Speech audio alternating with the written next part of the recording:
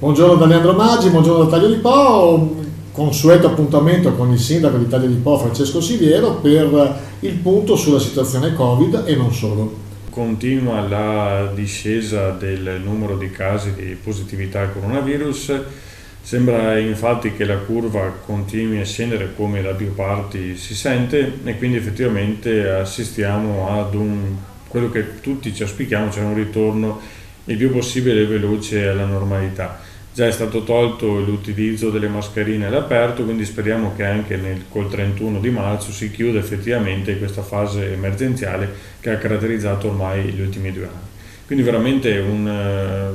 quasi un sospiro di sollievo, perché comunque vediamo che la malattia comunque regredisce e i sintomi sono sempre più lievi e quindi questo ci fa effettivamente sperare che nel giro di pochi mesi, con l'inizio della bella stagione, possiamo ritornare veramente a quella tanto auspicata normalità. Un altro problema, sindaco, che sta attanagliando l'Italia è la crisi energetica, o meglio l'aumento delle bollette per gli aumenti delle materie prime. Come sta fronteggiando il Comune in questo momento?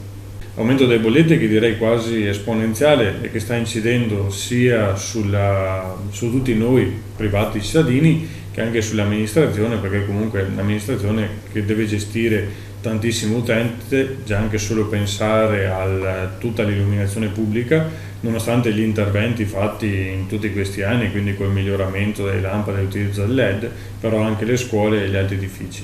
In più questo aumento dei prezzi sta incidendo in maniera pesante anche su tutte quelle opere, quindi tutti gli investimenti che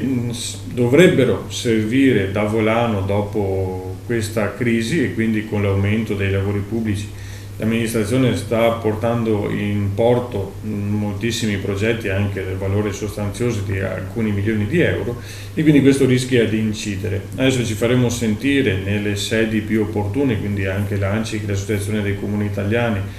o anche comunque verso i nostri referenti politici, perché comunque la soluzione a questa situazione deve essere trovata, perché altrimenti rischiamo di vanificare anche tutti i fondi del PNRR che stiamo ricercando e ricevendo anche come Comune, vengano